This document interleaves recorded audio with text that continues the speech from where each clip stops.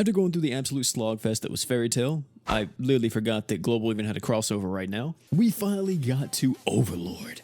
And this isn't just a rerun of Overlord, ladies and gentlemen. This is a completely renewal of it, and they're adding brand new characters to it. These new characters are, of course, Demiurge, Momon, and Evil Eye. Before we get into all that and telling you what these new characters do, let's talk about the old units and what they're going to be doing. All the old characters got buffed and just became a bit better at what they did, especially Shaltir. She got a major damage buff. No one got necessarily reworked, though. Like, we're not going to see faster animations from Ainz or anything, just pretty much modifier buffs across the board for everybody. But does that mean it's worth to actually summon on their banner again? Well, I wouldn't really waste crystals on it just yet. If you are looking for Ainz or Albedo or whoever, using crystals on them in the beginning isn't worth it, since in 3 days we are getting a guaranteed crossover unit ticket, which does grant you one of the 4 Part 1 Overlord characters. After that, if you want to, you can do your first summon on the Part 1 banner to see if you luck out on that. I wouldn't go super deep on Part 1 though, unless you're a hardcore raider and want to pick up Gamma for that OD buff that she applies.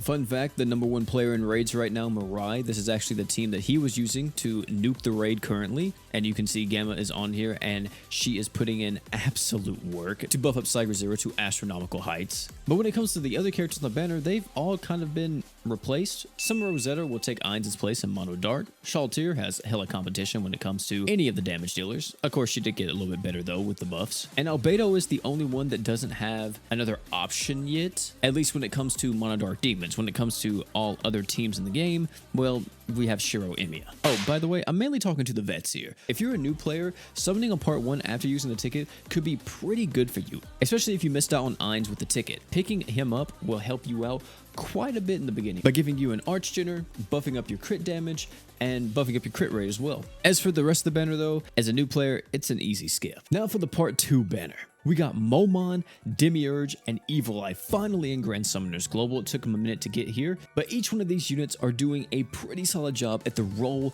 they are trying to fulfill. Like Momon, this guy is a dark demon that's all about damage and buffing up the unit that is on the right of him. It's pretty unique, but he only buffs up himself and whoever's to the right. The buff, by the way, is a massive 250% damage up.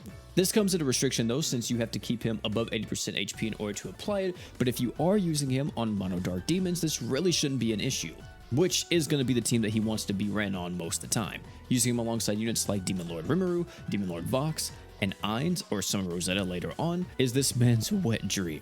Outside of this team though, he can still put in some work if you are mainly focusing on his true art and the passive. It will be hard to get a lot of value out of him in those comps since his super art scales with that, but it's still completely doable if you want to use him outside of those teams. Demiurge is all about buffing up fire damage, and I mean buffing. He's able to ramp up fire damage every time he uses his super art, and if you're above 80% HP, he gets a refund as well. He has some other utility in the kit like status res and the magic res down. When it comes to ramping characters though, one of the biggest factors is how fast are their animations. The faster you are means the more stacks you get, means the more damage that you're able to push out. Demi's animations are kind of in the middle in terms of speed, not necessarily slow, not necessarily fast, but just right in the middle. So you should be able to get quite a bit of fire damage up going for him and his team, if of course you're utilizing him with Archgeners that can actually sustain him and get him constantly into his super art. Much like Momon, he really wants to be on a fire team, so he can buff up their damage. You can use him as a regular ramping attacker, but that's not what he's made to do.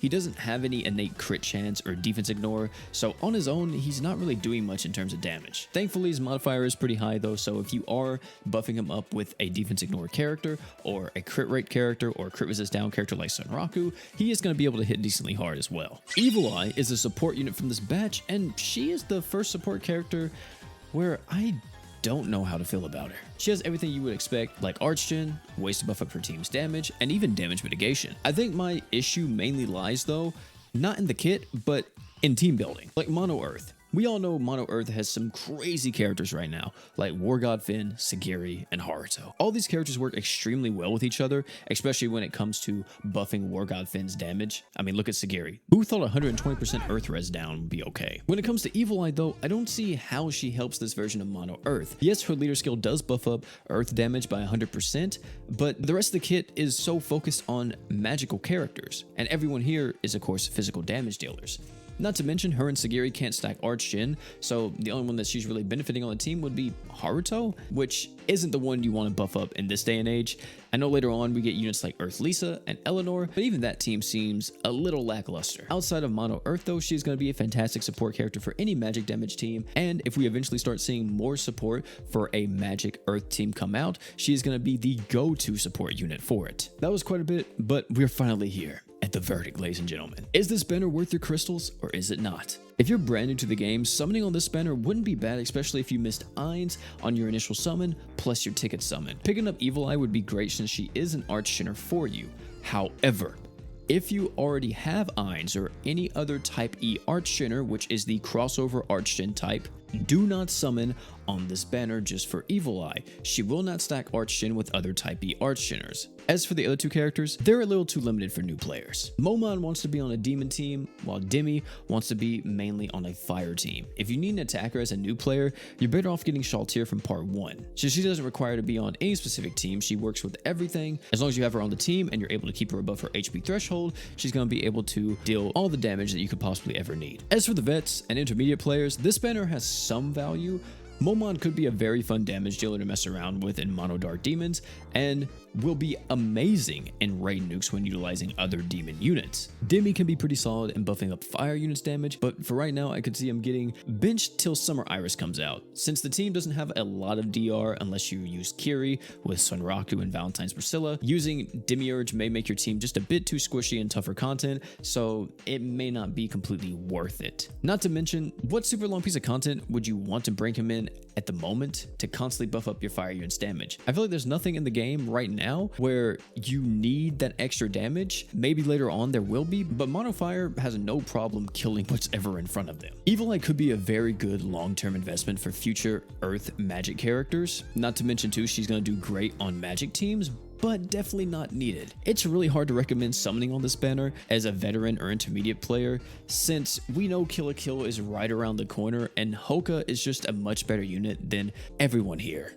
As for myself, I'll probably do a summon video on this banner just to see if I can get Momon or Evil Eye, but I definitely won't go super deep on it. And even if I wind up getting Momon, I don't even have Demon Lord Vox, so I'll have to come up with some type of Mono Dark Demon team. Tell me down below though how you all are feeling, if you're summoning or if you're skipping. If you are summoning, I wish you best of luck as always. Hopefully you get what you want and you don't have to go all the way to pity. Oh, and while you're down there writing a comment, don't forget to check out these videos here, and don't forget to drink water.